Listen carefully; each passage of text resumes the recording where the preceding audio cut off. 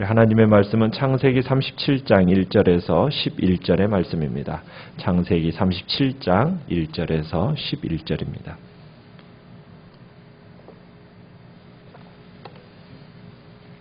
(37장 1절에서 11절) 1절 제가 먼저 교독하겠습니다. 야곱이 가나안 땅 곧 그의 아버지가 거류하던 땅에 거주하였으니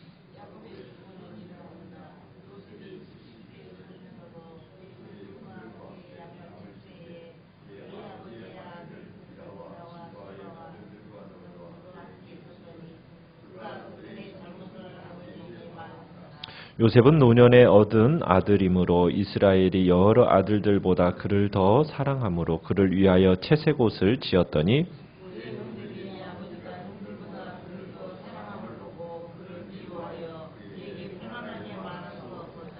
요셉이 꿈을 꾸고 자기 형들에게 말하매 그들이 그를 더욱 미워하였더라.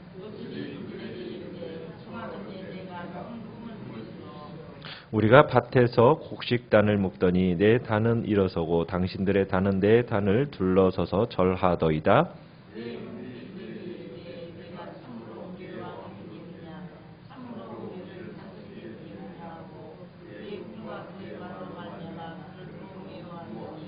요셉이 다시 꿈을 꾸고 그의 형들에게 말하여 이르되 내가 또 꾼 꿈을 꾼즉 해와 달과 11별이 내게 절하더이다 하니라.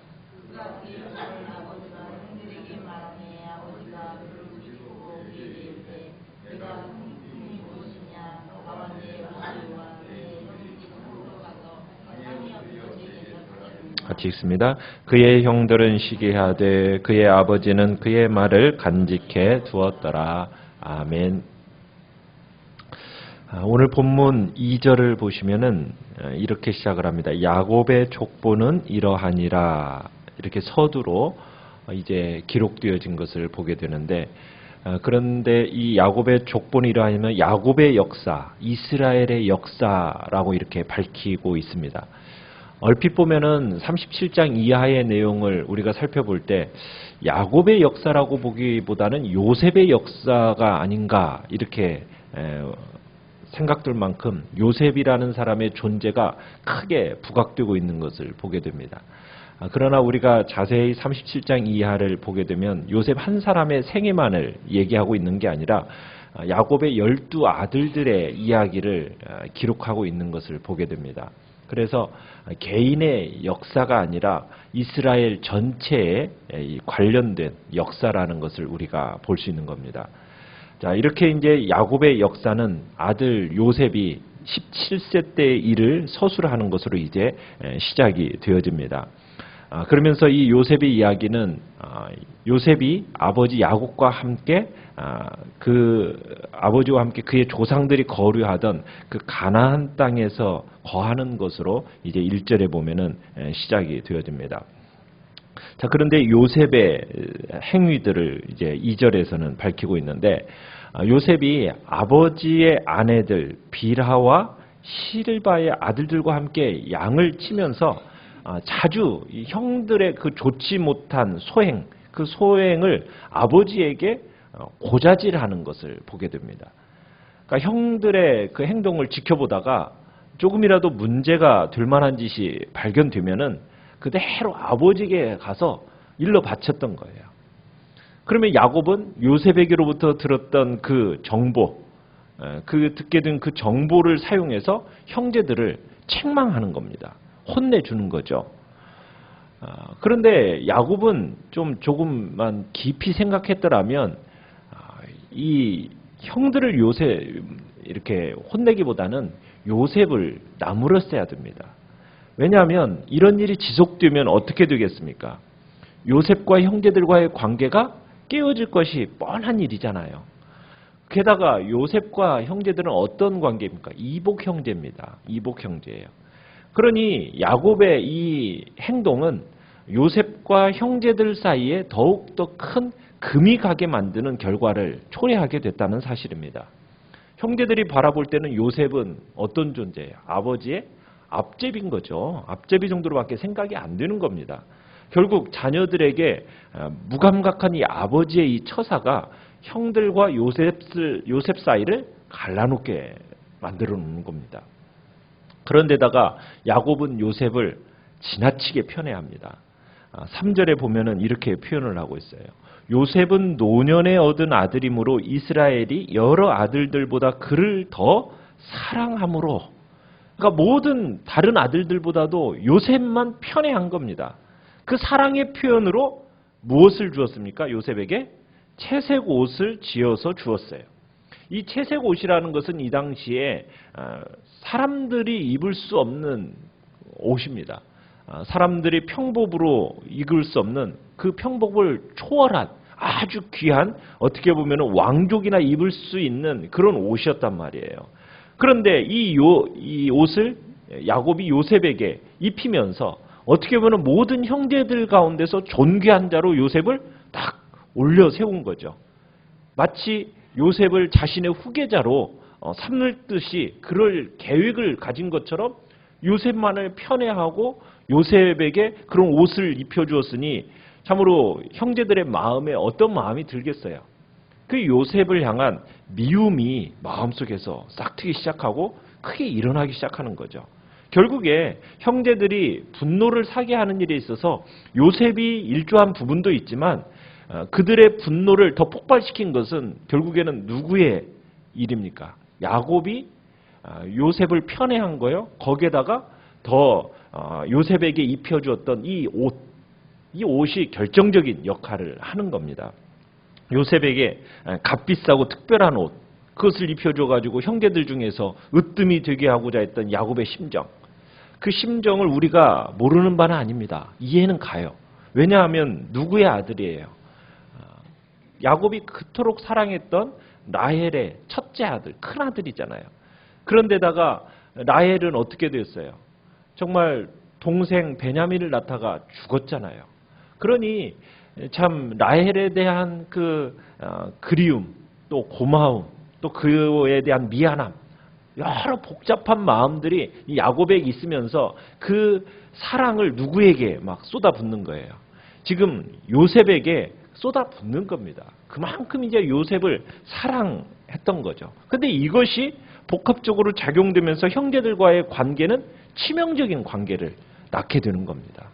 이 야곱의 이 편애가 이런 일들을 만들어낸 거죠. 그러니까 요셉은 이제 아버지의 이 처사를 못마땅하게 생각했던 형들에게 4절에 보면 미워했다라고 얘기합니다. 미워하여. 미워한 이유는 첫째는 이복 동생인데다가 둘째로는 고자질하는 녀석이고 셋째로는 아버지의 총애를 다 받고 있는 사람이니 정말 형제들의 눈에는 가시 같은 존재인 거죠. 그렇지 않겠습니까? 그래서 말 한마디도 어떻게 나오겠어요? 그냥 다정스러운 말이 안 나오죠. 정말 툴툴거리면서 미워하는, 편안하게 말할 수 없었다. 다정한 말, 그런 말 한마디도 없이 말 한마디도 그냥 가시가 박힌 그런 말들을 하는 거죠. 그런데 이렇게 만든 장본인은 결국 누군 겁니까? 야곱인 거죠. 야곱. 여러분, 참 부모로서 특정 자녀에 대한 편애, 이것은 다른 형제들의 시기심을 불러일으키게 돼 있죠. 이것은 결국 가정의 불행이요, 파탄의 원인이 되는 겁니다. 자식들 간에 서로 미워하게 만들고 갈등을 불러일으키는, 그래서 가정을 마침내 불화시키는 것은 결국 이와 같은 편애가 만들어내는 겁니다. 참 부모의 편애는 어떻게 보면 부모가 범하기 쉬운 가장 무서운 죄 중에 하나인 겁니다.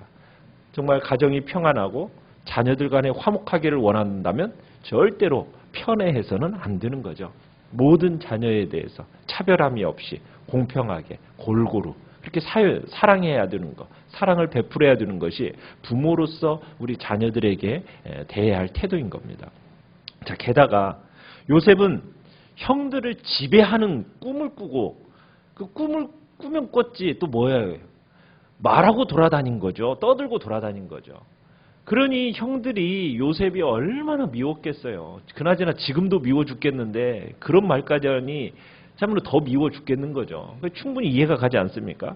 자, 요셉이 꾼 꿈, 그 반복해서 꾼 꿨는데 두 개의 꿈을 꾸었죠. 어떤 꿈이었습니까? 첫 번째 꿈에서는 들판에서 곡식을 묶는데 형들의 단이 요셉의 단을 둘러서서 절을 하는 거예요.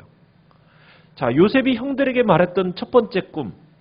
이 꿈은 형들이 모두 어떻게 하겠다는 거예요. 요셉을 둘러서서 섬기게 될 거라는 그런 꿈이란 말이에요. 이것은 무슨 해몽이 필요가 없어요. 딱 들으면 지가 잘났다는 거죠. 왜? 네가 참으로 우리 왕이 되겠냐? 지금 8절에 이제 그렇게 얘기하는 거예요. 참으로 우리를 다스리게 되겠느냐? 너무 확연해가지고 뭐 해몽할 필요도 없이 딱 듣는 순간 지금 알게 되는 거예요. 또 두 번째 꿈, 9절에서 11절에 보면 두 번째 꿈은 어떤 꿈입니까? 해와 달과 11별이 요셉에게 또 어떻게 해요? 절하는 거예요. 이 꿈은 또 뭐예요? 형제들만이 아니라 누구까지도 다른 어머니를 상징하는 것이겠고 또 해는 아버지를 상징하니 아버지, 어머니 모두 다 어떻게 된다고? 요셉에게 절한다고. 그러니까 온 집안이 요셉을 섬기게 될 것을 뜻하는 꿈으로 다 해몽이 되잖아요.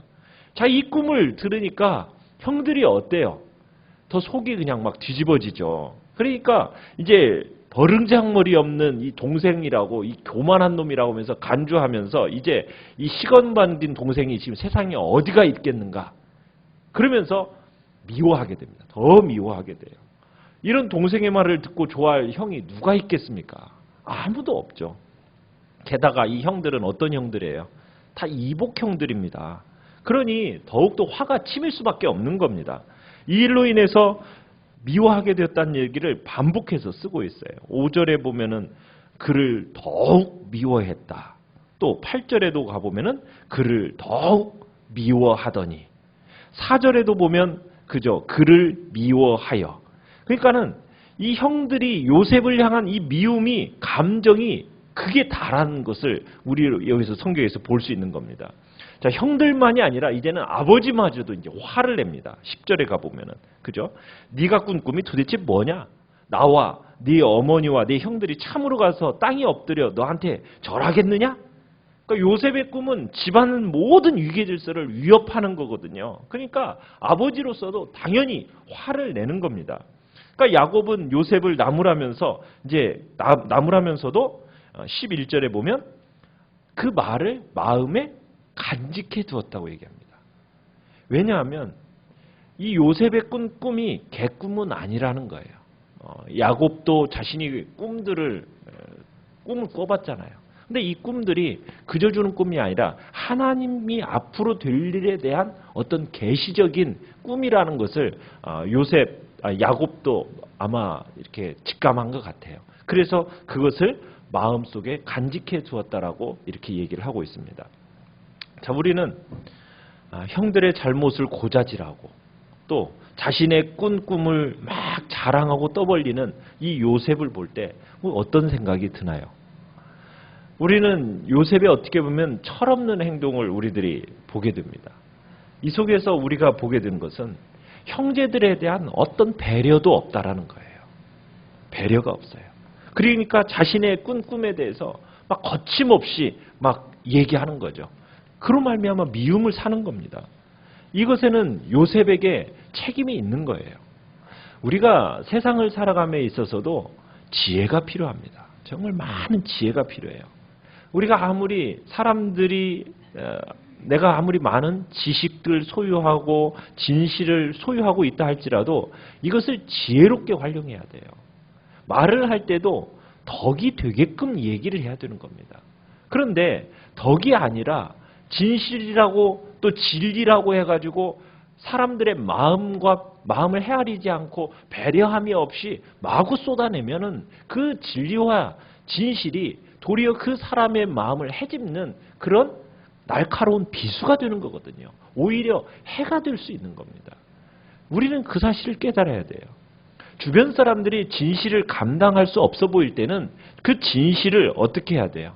밝히는 것보다는 기다려줘야죠. 때를 기다려주는 겁니다. 하나님이 분명 보여주신 환상이에요. 환상이라 할지라도 이 환상의 내용이 그 사람의 마음을 상하게 할 거라는 거 분명히 안다면 어떻게 해야 돼요? 참고 기다려야죠. 그 사람이 받을 만한 그 때를 기다려서 이야기를 해야 되는 거죠. 지혜로움이 필요한 겁니다. 그렇지 않으면은 많은 사람들을 실족하게 만들 수 있는 거예요. 그래서 하나님께서 우리에게 주신 은사, 이 은사를 사용할 때에도 항상 남을 배려하는 마음 속에서 지혜롭게 행해야 되는 겁니다. 내가 가진 은사를 가지고 은사가 있다고 해서 함부로 다른 사람들을 지적하고 또 다른 사람의 배려함이 없이 함부로 쏟아내는 말들은 그것은 하나님 앞에서 올바른 태도가 아닌 거예요. 우리가 은사를 사모하고 정말 은사를 하나님 앞에 힘써 구해야 되지만 그 무엇보다도 더 기도해야 될 건 뭡니까? 하나님께서 주신 은사를 지혜롭게 잘 감당할 수 있게 해달라고, 은혜롭게 사용할 수 있게 해달라고, 이런 지혜와 용기를 달라고 하는 것이 우리가 하나님 앞에서 기도할 제목인 거죠. 우리는 요셉의 어떻게 보면은 형들에 대한 전혀 배려함이 없는 이 모습이, 철없는 모습이 결국에는 참으로 형들의 더 미움을 조장하고, 그리고 그의 인생 속에서 더욱 형들로부터 어떻게 당합니까? 참으로 죽이고자 하는, 살인하고자 하는 그 마음까지 불러일으키는 그런 일들이 있게 되는 것을 보게 되는 거예요. 우리는 주님 앞에서 정말 경솔한 사람이 아니라 겸손하게, 우리는 겸손한 사람이 되어야 됩니다. 정말 남을 배려하는 사람으로 우리가 나타날 수 있게 해달라고 이 시간 우리가 기도하며 나가야 될 것입니다. 우리가 주님 앞에서 서로 시기하거나 깎아내린 일이 없도록, 또 편애하거나 무시하는 일이 없도록 우리가 주님 앞에서 기도하며 나아가시고요. 항상 정말 말 조심하고 또 지혜롭게 정말 덕을 세우는 말, 다른 사람의 마음을 배려하고 헤아리는 말, 감정을 따라서 또 그냥 사람을 차별하지 않는 그런 복된 하루가 되게 해달라고 기도하며 나아가시길 바랍니다. 오늘 말씀을 생각하면서 기도하시고요. 오늘 한 날 주의 은혜 가운데 또 주님이 주신 풍성함의 역사들을 경험해 나아가는 복된 하루가 되도록 위해서 기도해 주시고요. 그리고 특별히 이 나라와 이 민족 위해서 기도해 주시고 주의 교회를 위해서 연약한 지체들을 놓고 기도해 주시기 바랍니다. 우리 주여 세 번 부르짖으면서 합시다.